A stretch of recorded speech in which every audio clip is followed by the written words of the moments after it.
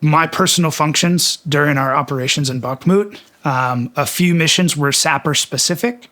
So they involved the actual employment of explosives specifically, and that was the whole purpose and intent behind the work that I was tasked to do.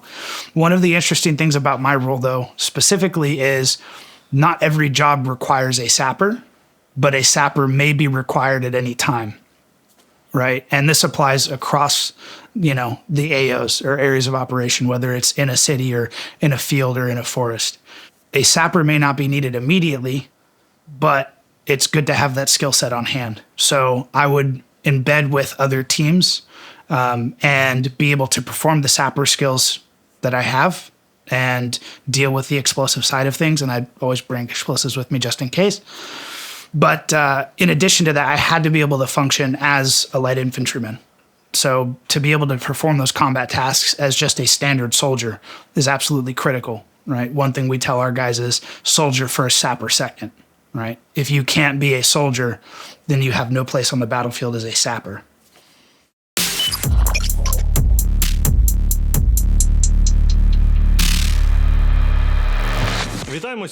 Welcome. Today, our guest on Army TV is a serviceman of the International Legion of the Defense Intelligence of Ukraine, Gimli. Great to have you here. Hello. First of all, Gimli, when did you join the war here in Ukraine, and where are you from? So, my original background is having served 8 years in the United States Marine Corps as a combat engineer. I came to Ukraine at the end of January in 2023, and I began my contract at the start of February in 2023 with the ILDIU, and I've remained with the same unit since then. What kind of tasks have you been handling? What did you start with, and what's your area of responsibility now? So when I originally joined the unit, I came on as a sapper, so specializing in mines, route and area clearance, explosives employment during combat operations, things of that nature. Also helping assist in preparing and building munitions for drone teams to use. And I continued that through essentially the end of 2024.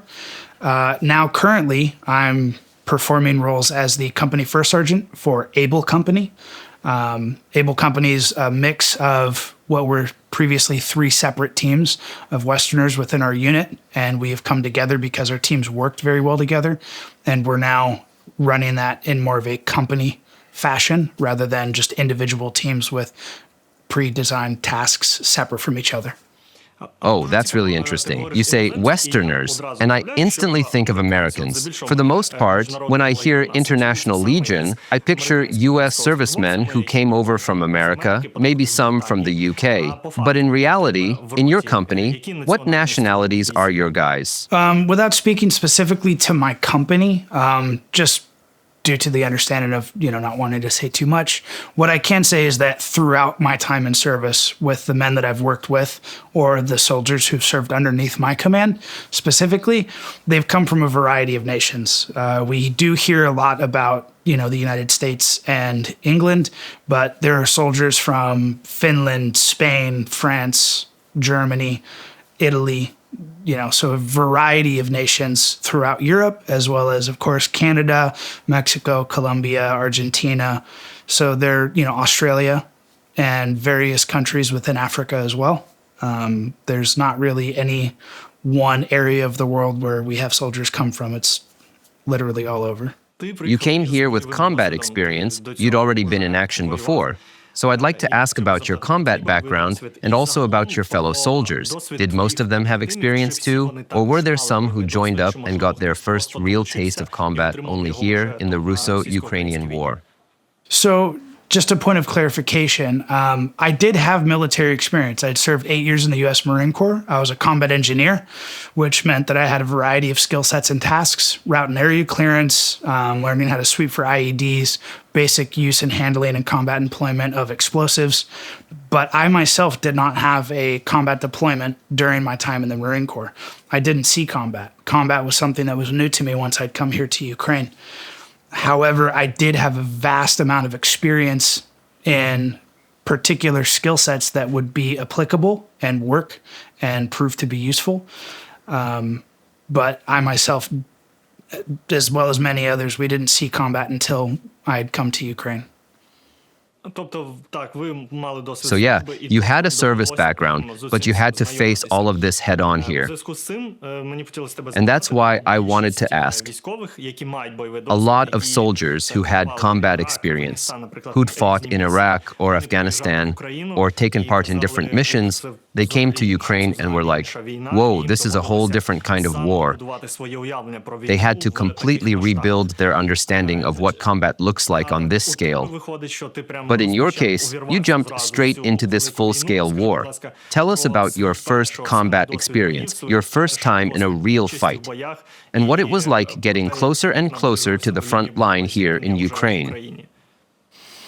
Yes, so I personally know a lot of people as well who had served in Iraq or Afghanistan who'd come out here with previous combat experience, and they've told me the same thing as well. And it's been a topic of discussion for quite some time now, the differences between conflicts of Western troops in the Middle East versus this, primarily because of just the massive scale of the war, and just the fact that it's not that we're so much fighting like an insurgency or small groups, but it's a large force-on-force battle. And of course, the technological side of it with all the drones and stuff. So it is completely different.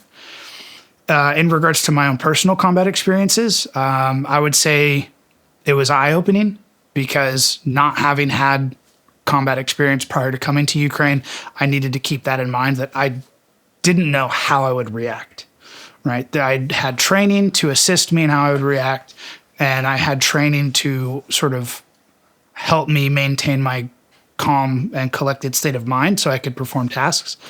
But again, I didn't know 100%. My first experiences were in northern Bakhmut in early 2023, and it was insane. It was unlike anything else I'd ever experienced, and I realized that there was no amount of training that could 100% prepare me for that. I had, heard stories and talked to other soldiers about artillery, right, or grad and things of that nature.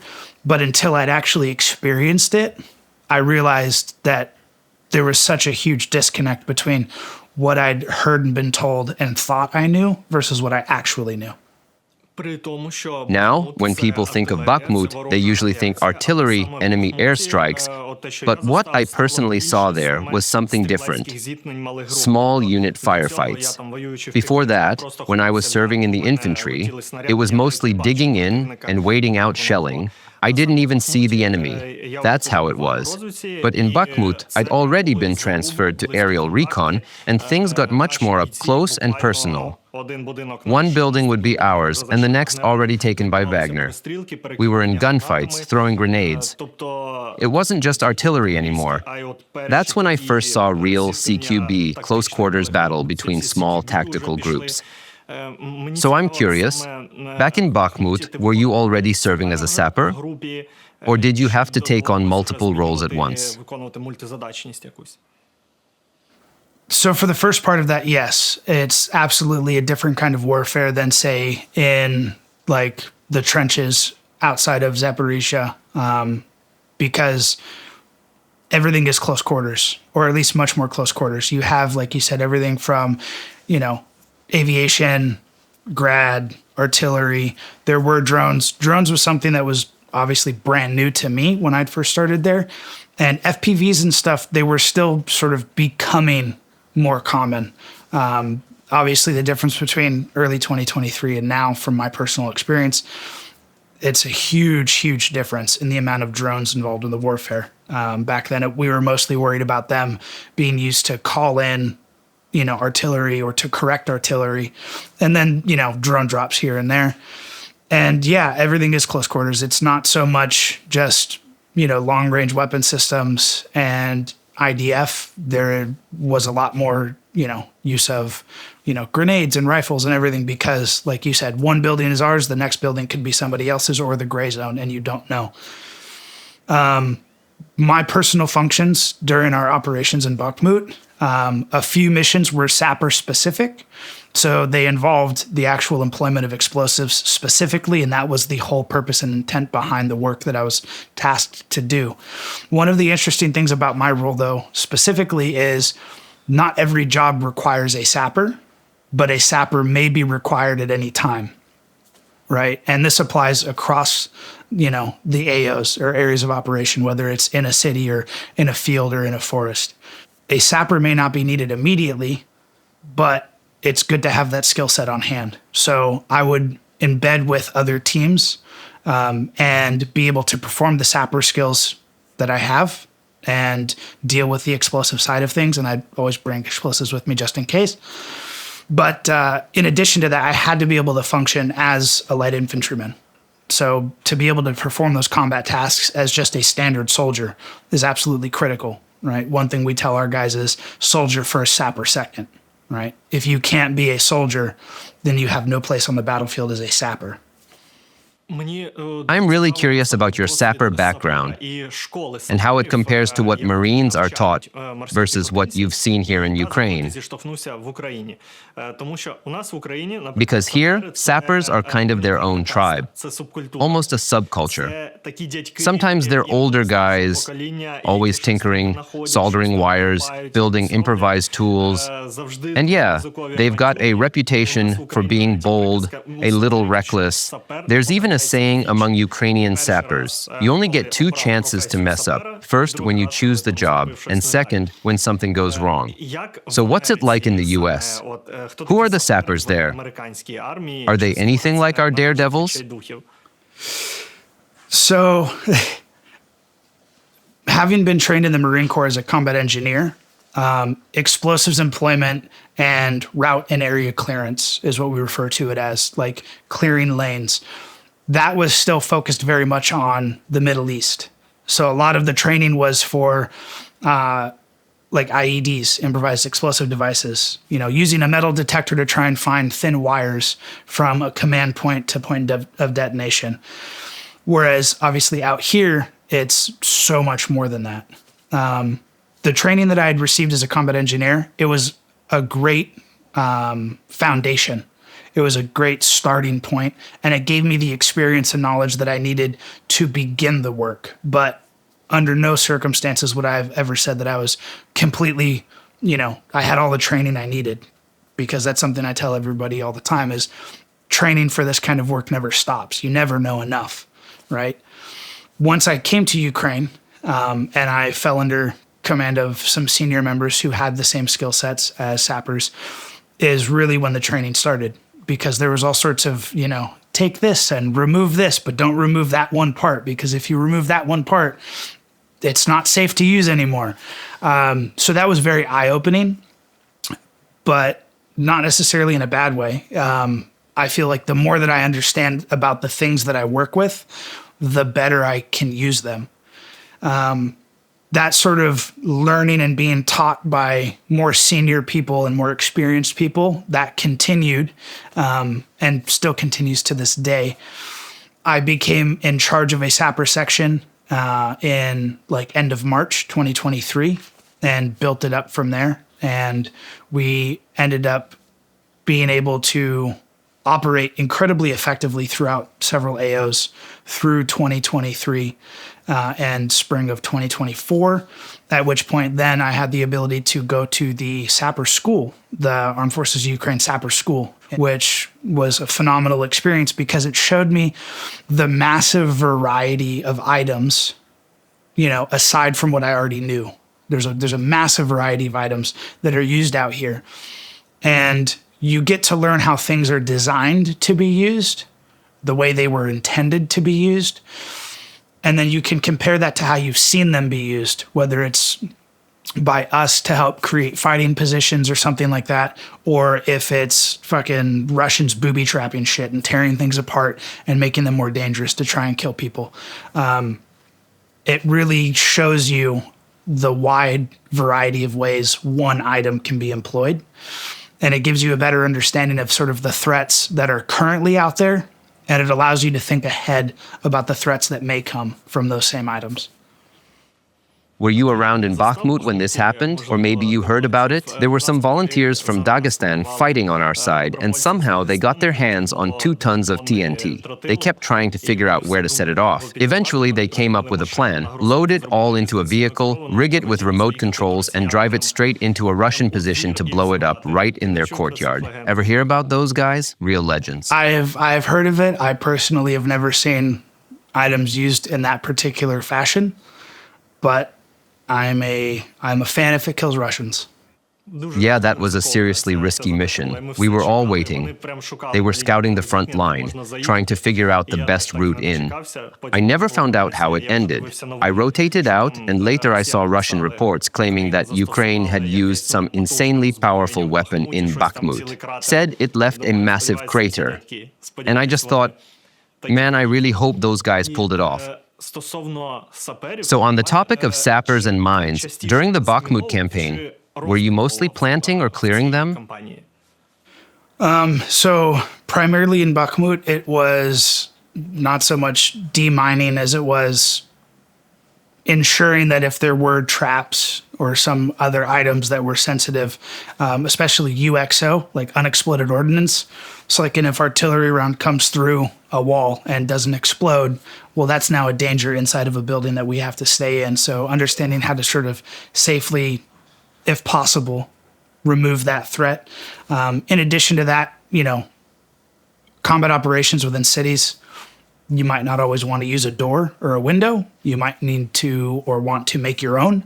So being able to employ explosives to create holes through walls to join rooms or to create additional exits outside of buildings, things of that nature.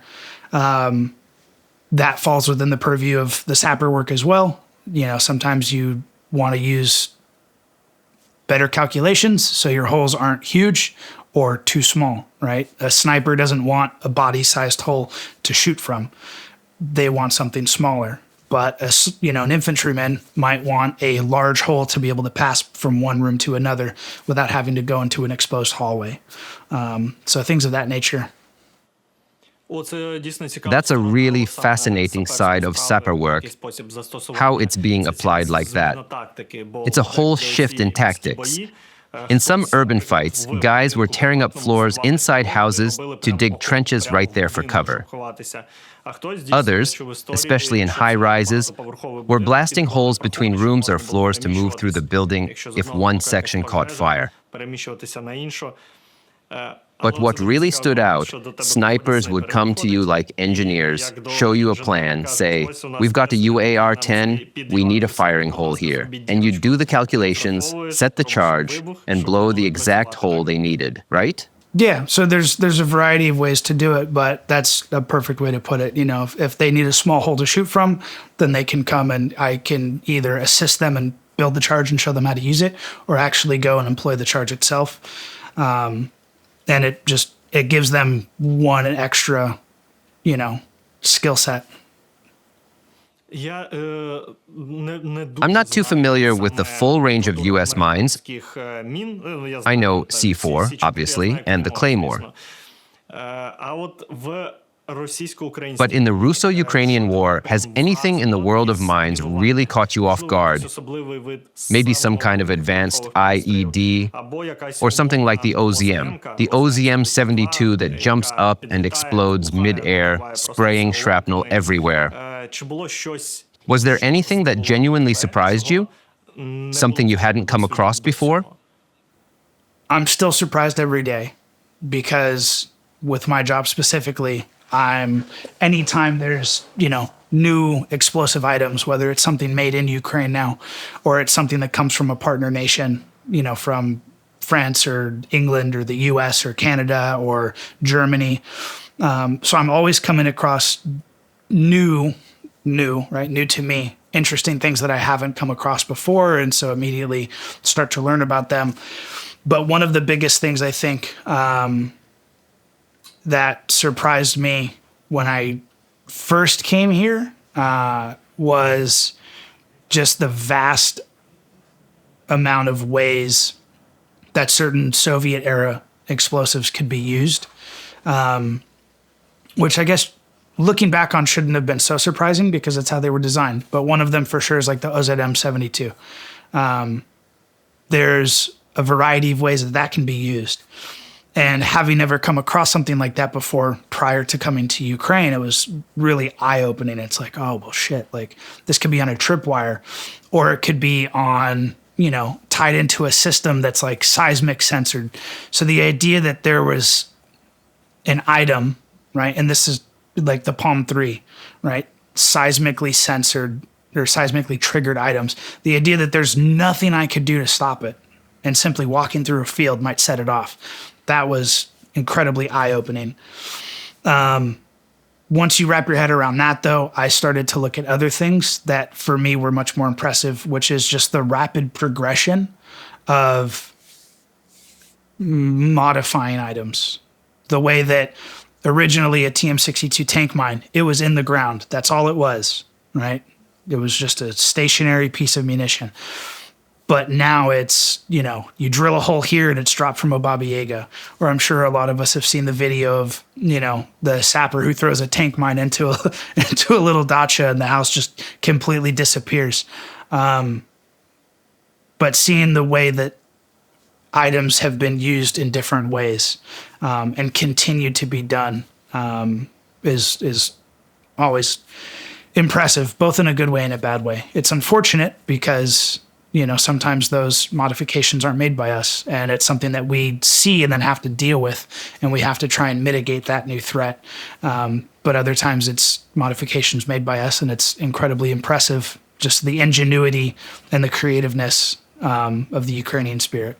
Speaking of Ukrainian spirit, let me tell you a story. The guys from the 60th Mechanized Brigade told me about a sapper who came across an unexploded FAB, a 250-kilo bomb, I think. And for him, that was basically hitting the jackpot. That's a massive stash of explosives you can repurpose. So he starts cutting into it. While he's working, someone radios in, "Hey man, that thing might have a self-destruct mechanism. It could blow at any second." And he goes, "Damn it, why didn't you say that earlier? Then I'd better hurry up and finish before it goes off." Absolute madman, in the best possible way. So your Bakhmut rotation ended. You had the chance to head home, rest up, maybe even wrap up your contract. As far as I know, the standard term in the International Legion is 6 months. You could have gone back with pride, carrying this unique combat experience, something very few people ever truly understand. You could have shared it with other veterans, or written a dozen of books about what war in Ukraine is really like, but you chose to stay. You extended your contract, you're still here, you're still fighting. In fact, you're heading out on another combat op right now. So I want to ask, what keeps you going? Has your motivation changed over time? Because people do get worn out, and you've been in this for quite a while. How are you holding up? Mentally, physically, emotionally? So there's a sort of a lot to cover there. The reasons I have for staying to fight are vastly different from the reasons that I came here to begin with. So I'll just sort of touch on that. I think that might help. Originally, I'd come out here when I did because a brother of mine who I'd served with and have known for over a decade was out here. And there was an incident involving some mortars that hadn't exploded, and he had reached out and was like, "I don't know anything about these.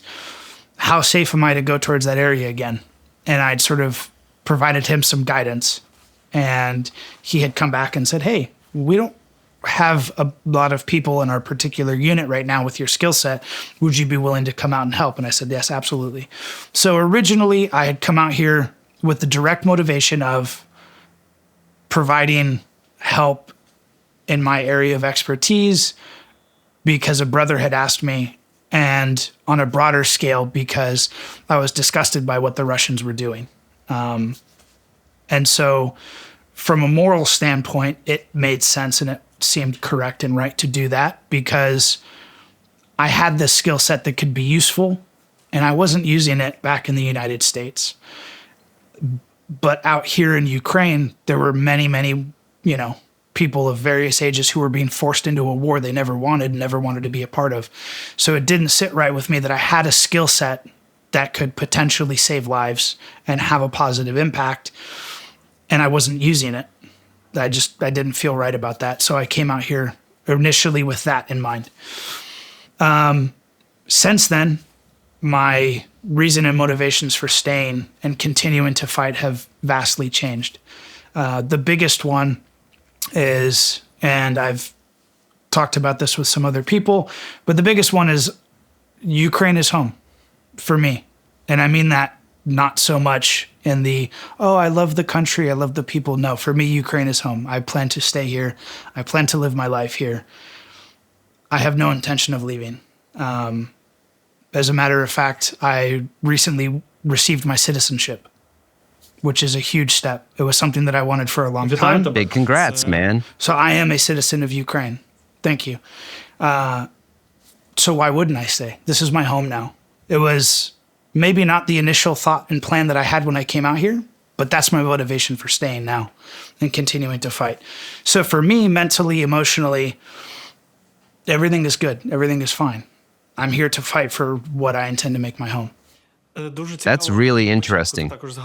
Earlier, you also mentioned your buddy who had a shell that didn't detonate, and he called you for advice. That really shows just how modern this war has become. I mean, even in the US Army, which is super high-tech, you probably wouldn't have something like this.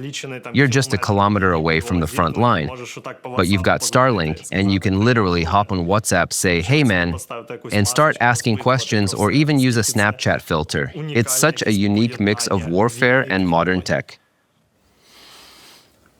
The modern technology combined with such a full-scale conflict is definitely an interesting factor to me. It was something that I had never even really thought of as a possibility.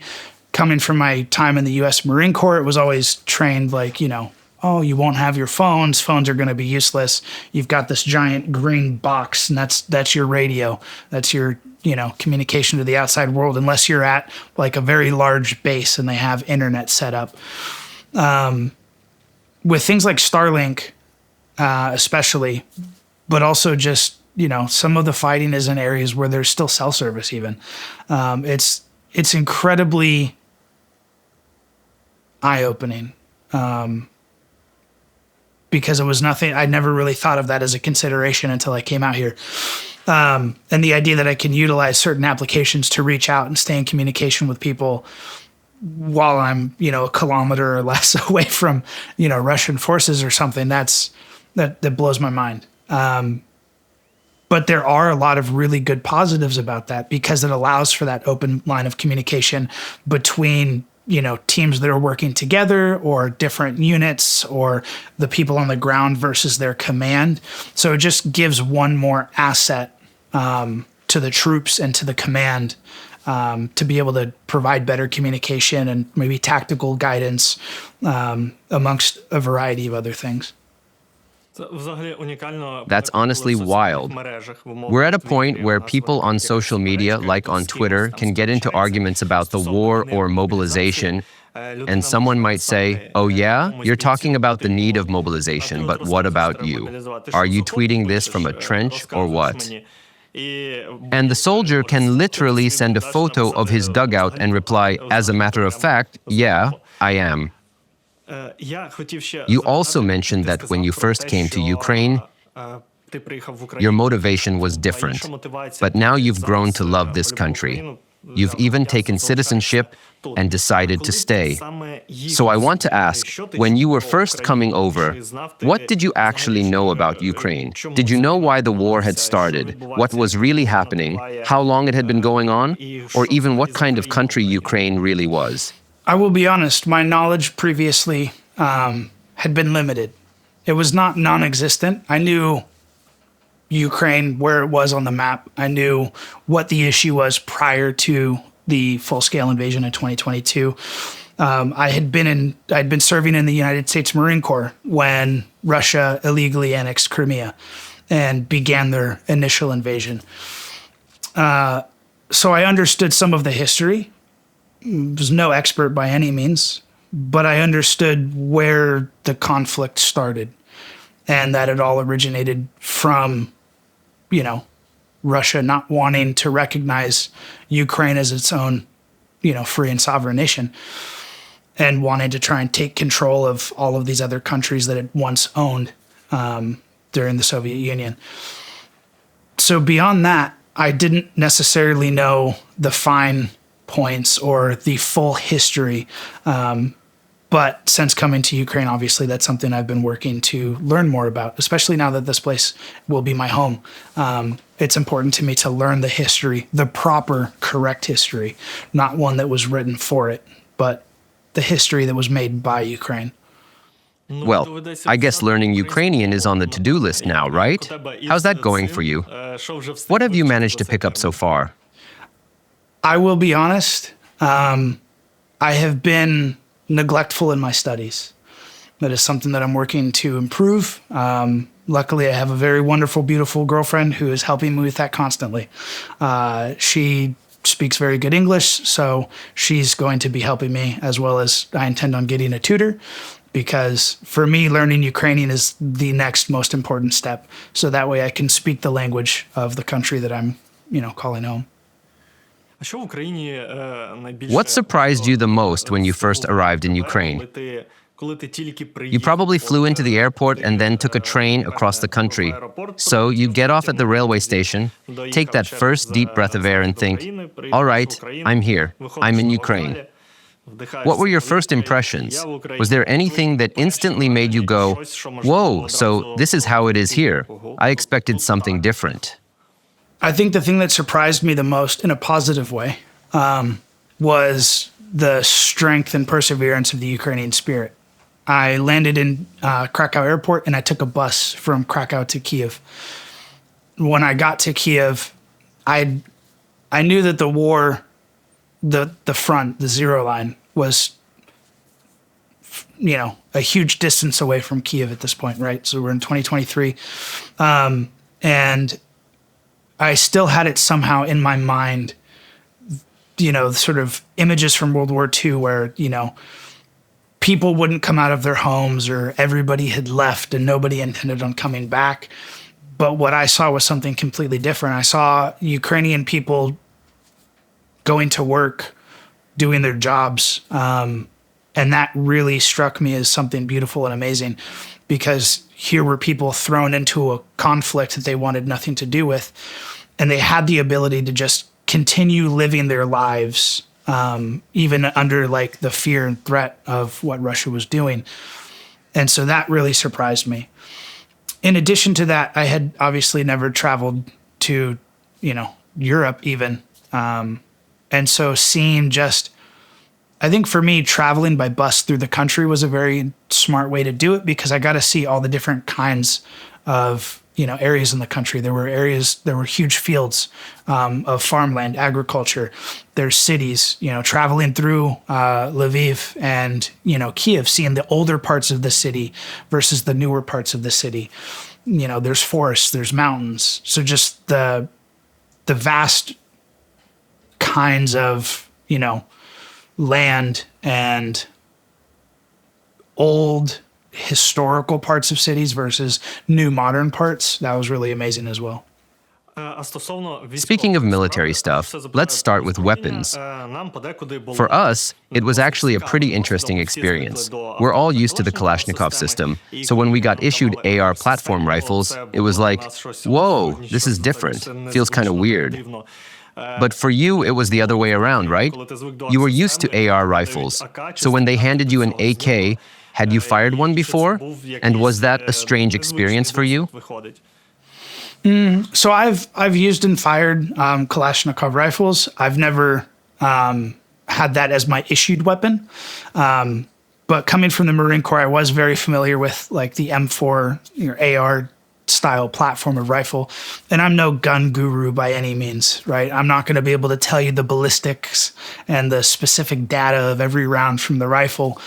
But it was interesting, learning to use different rifles and different weapon systems when I came here, because prior to that, I'd only really used one style of weapon system in the Marine Corps. In fact, my first weapon system when I came here to Ukraine that was issued to me, there's two of them. One was a SCAR, an FN SCAR, which is a 5.56 rifle, and that was incredibly different, with a few very, distinct changes between an M4 platform and that weapon system, and then it was a PKM. So that was incredibly interesting to get used to using as well.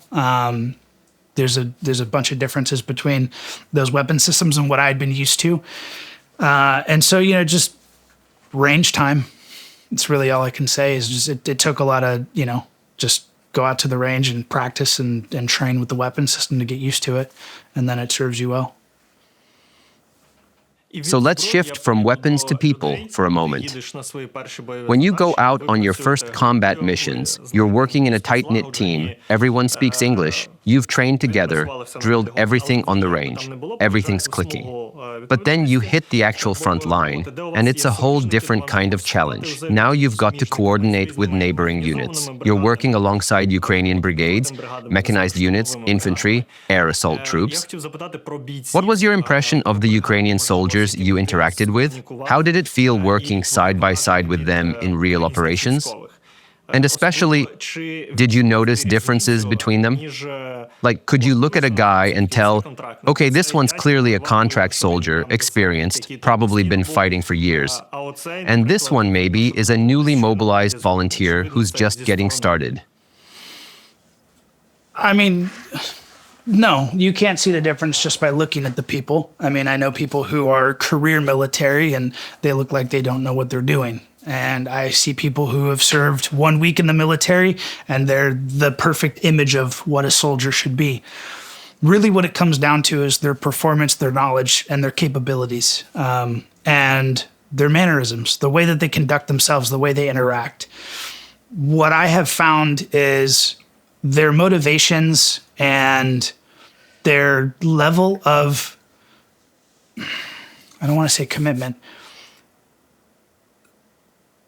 their level of work will be different because obviously someone who is career military, who's been in the Ukrainian forces for 6, 7, 8, 10 years will have a much stronger, militaristic mannerism or mindset or attitude potentially versus someone who was drafted and mobilized, a month ago.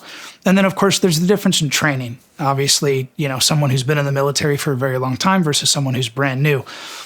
But their motivations remain the same. And their willingness to work, it's never been an issue of, people who've been drafted or mobilized or recently joined versus career veterans. I don't view that as the clear distinction between good soldiers, bad soldiers. I mean, everyone here is fighting for their home.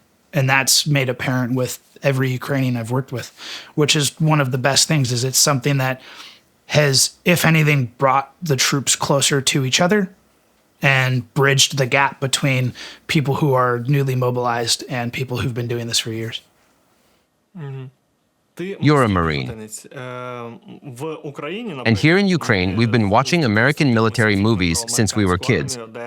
They always show how tough and honorable it is to become a Marine, how intense and long the training is. Lately, I've been paying more attention to recruitment in the US military. There's this image, a teenager who doesn't quite know where he's going in life, and then he sees that Marine Corps recruitment booth with this sharp-looking officer standing there saying, "Son, join up." And that kid signs up, goes through the whole process, gets hardened physically, and becomes a professional.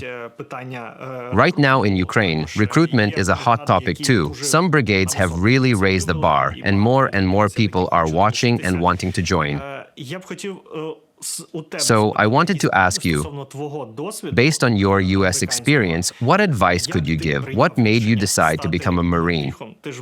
You were just a regular student, a kid finishing school, and then you chose to enlist. What motivated you back in America?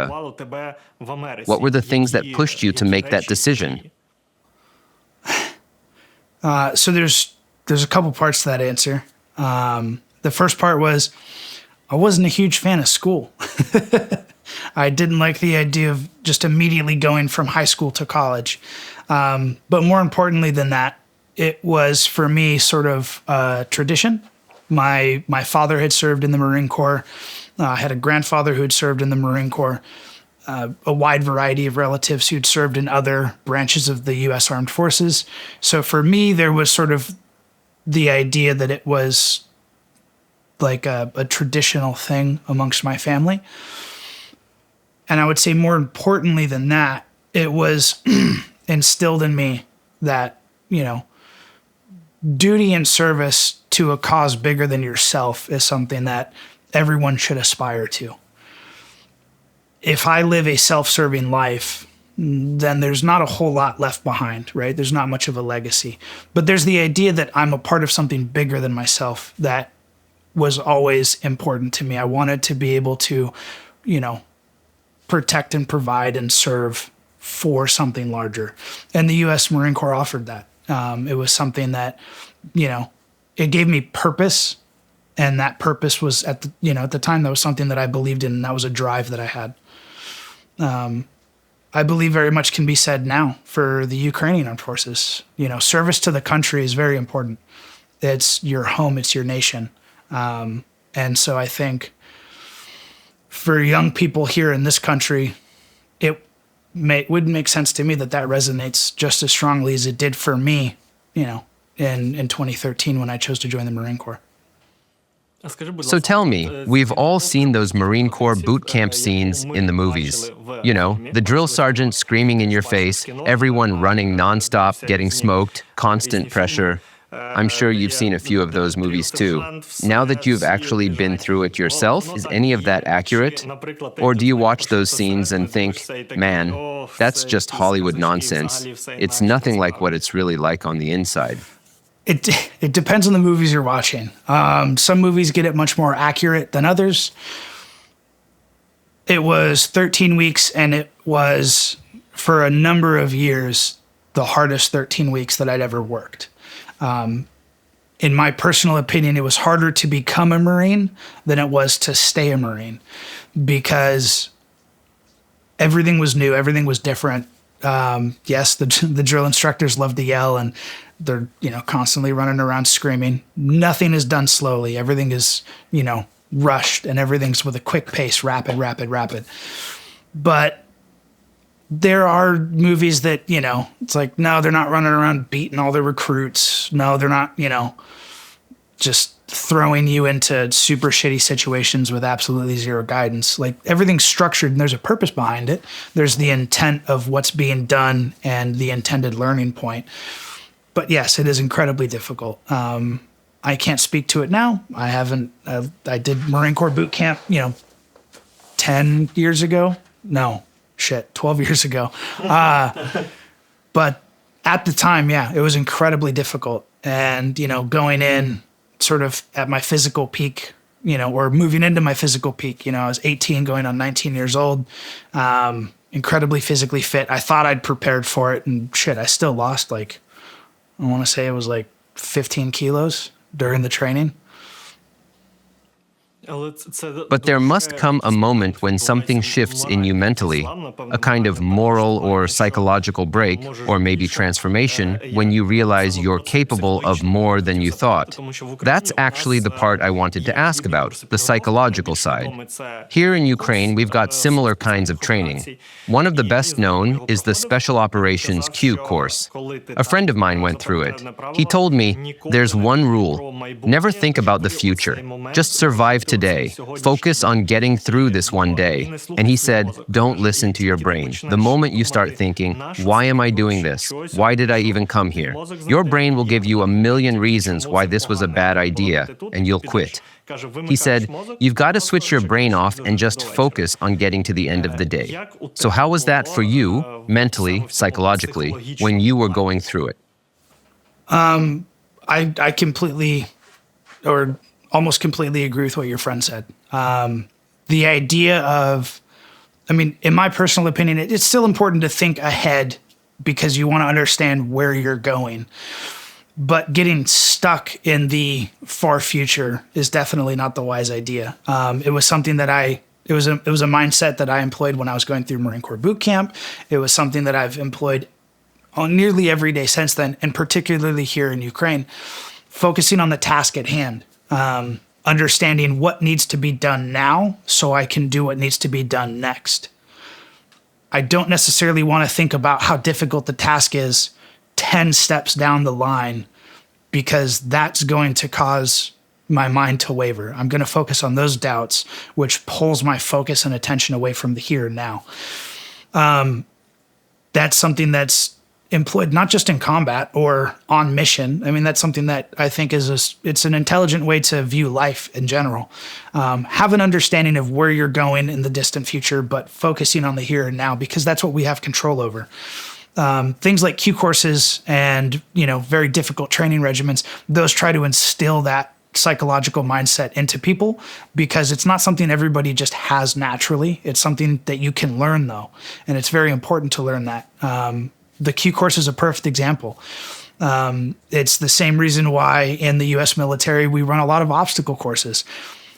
Something as simple as being scared of heights, and you have to climb something incredibly tall, right? If you're able to focus on the here and now, you're able to quiet your mind and focus on what needs to be done immediately. All the other thoughts and the doubts, they sort of just get pushed to the side. You can deal with those later, and your mind stops giving you reasons to quit, and it just allows you to perform to your full potential. You're now a citizen of Ukraine. So as fellow citizens, we can speak frankly about next moment. Earlier, I did an interview with John, your fellow from the International Legion, and we talked about something interesting: the involvement of North Koreans in this war. We've seen Iranian weapons, North Korean equipment, and even reports of North Korean troops taking part in operations. John and I were discussing whether this might already be a third world war, with citizens of different countries fighting all over, and multiple countries involved. So I wanted to ask you, do you think what's happening in Ukraine can already be considered a third world war?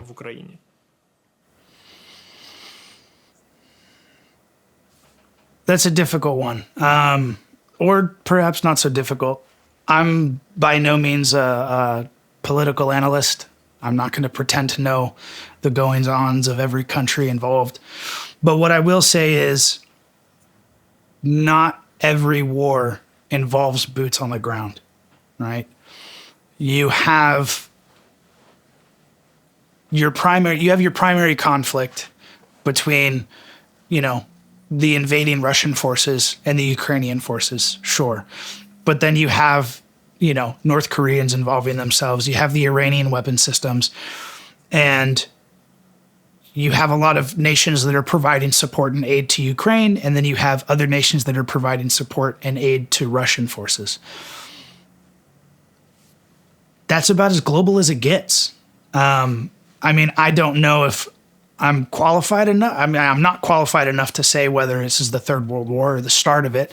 But what I will say is, for something to be globally inclusive doesn't mean every country has to have their soldiers fighting actively. There's a lot of countries who are heavily invested in the current conflict, in different conflicts, and then in this war, right?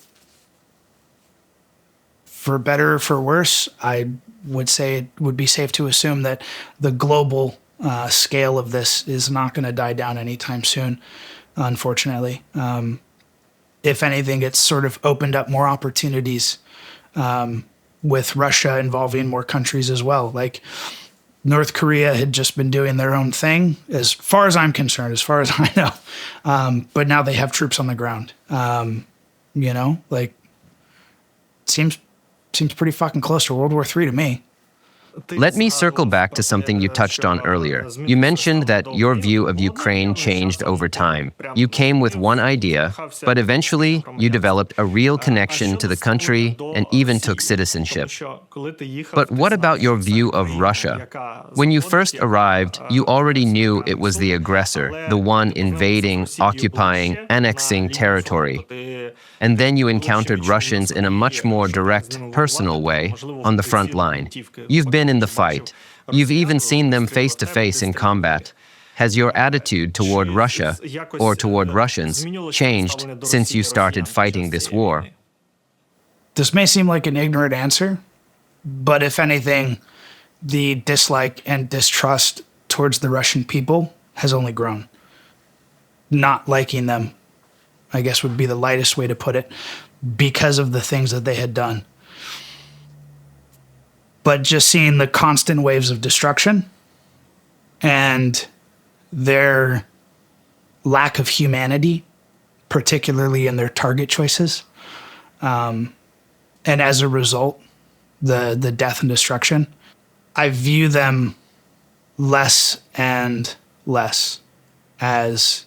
Ultimately, I came out here not liking them and what they stood for and what they had been doing. For better or for worse, there's a level of hate involved now because of the lack of humanity that they've shown in their actions and continue to show, and the excuses they make for what they do. If, God willing, the war ends and you're living in a free, independent Ukraine, which region or city would you choose to settle down in? Where do you see yourself? Planting a little garden, sitting on the porch with a coffee in hand? Where would that peaceful spot be for you? So for me, it would be Kyiv, but not in the city center. It would be on the outskirts of Kyiv, somewhere where I could have a house with a yard. Obviously a yard would be good for, kids to run around in. It would be good to have a grill in so I can, make shashlik while the dog runs around and the kids play in a pool or something. So something on the outskirts, the west or south of Kyiv would be ideal. But who's to say? Traffic jams in Kyiv are huge, really massive jams. Yes. Let's hope that ends up being the biggest problem going forward. And here's the burning question I just have to ask you. Your call sign, Gimli, how long have you had it and where did it come from? I've got my guesses, but I would like to hear it from you. It's actually, I don't know. I think it's a funny story, but it's actually surprisingly straightforward. So when I was first coming over here to Ukraine, the old team leader who used to be in command of me had messaged me on Signal and was like, hey, by the way, when we're out here, we use call signs. During your time in the Marine Corps, did you have any call signs that you used that you would like to continue using here? Well, there's the time difference between the United States and Ukraine. So he had sent me that message when I went to bed. So while I was sleeping, him and the other members of the team were like, what should we call him? And at the time, Signal had just had my face, but my beard was like 3 times bigger. So it was out to here and it was down to here. And they were like, well, bald, huge beard, screw it, we'll call him Gimli. So I actually woke up, checked my messages, and the team leader was like, by the way, your name is Gimli. I'm like, could have been worse. I'm okay with that. That's a cool call sign. Really awesome. I thought it was because of your beard too, but then I figured, since you were a Marine in America, you're supposed to be clean-shaven, right? So how could your sergeant back in the States have predicted the beard? So it's a call sign born on the battlefield here in Ukraine. Yes, but I will say a lot of my friends, particularly ones who I had served with in the U.S., they say it's a nickname that works, and it definitely fits. Especially because of the fact that they knew me when I was all clean-shaven or I only had a mustache. But I got out of the Marine Corps and I said, this is it, I'm growing a beard. You mentioned earlier that new volunteers from other countries are still joining the fight. Now that you're a seasoned member of the International Legion, you must be seeing fresh faces, maybe some newcomers. Do you find yourself telling them, guys, this is Ukraine, everything's different here? Are more volunteers coming in? That's what I wanted to ask. And what's the motivation like among those who join later on? Back in early 2022, the people who signed up were extremely driven. Now we still have motivated recruits, but the numbers are definitely smaller. What's it like in the International Legion? Maybe your unit has gained such a strong combat reputation and global media attention that soldiers around the world are thinking, how do I join? I'd really like to be part of this.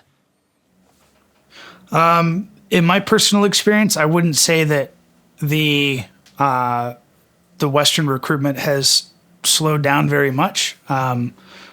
There's still a lot of people coming and joining as new recruits and, new volunteers from a variety of, countries throughout Europe and, the North America, South America. If anything, I think it sort of comes and goes with the season. I know less people tend to show up in December, particularly people who've never fought in the winter before. But when it comes to people volunteering from various nations, I mean, it's never a consistent number. It's never a consistent group of countries. It's always changing, but it still continues. Like I said previously, there are people who have wanted to come fight and serve in Ukraine for years now, but for one or more obligations, they weren't able to yet. A perfect example is people who are still serving in their home countries' militaries. They finished their contract and then quickly after, came here to Ukraine. They are people who would have come here sooner, but they already had a legal obligation and commitment to a contract that they'd signed previously. So, I mean, it's still, we're still getting a lot of people from a variety of nations who are joining the fight.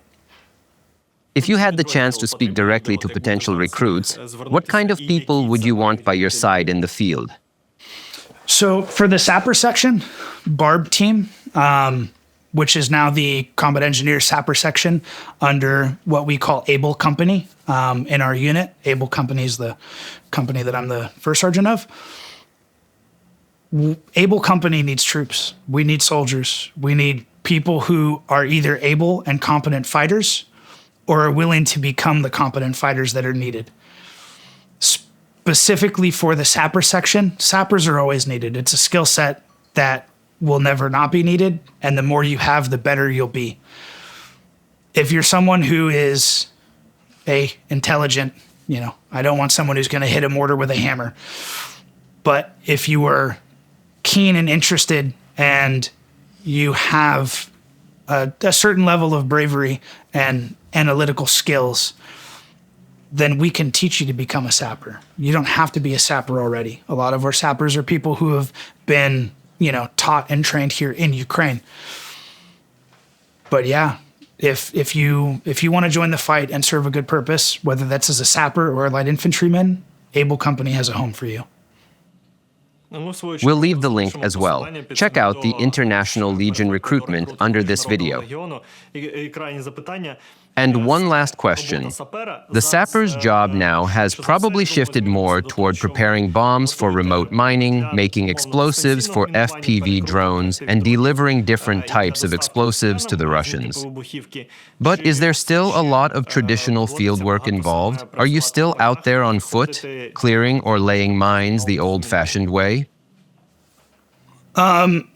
So for Able Company right now, our sappers are primarily utilizing explosives and doing mine clearance at the front, supporting our light infantrymen and their movements and maneuvers. supporting drone teams and doing things of that nature, that's sort of a secondary or tertiary task. It's something that we have very good working relations with our drone teams, and we assist them where we can and when able. But the primary task of the Sappers and Able company is to be able to clear routes through minefields, get rid of mines, and ensure that, the infantry or the assault forces have the ability to move as safely as possible throughout the area of responsibility. Well, Gimli, we're truly grateful for everything you do. Thanks for taking the time to do this interview. And above all, thank you for your service. Thank you.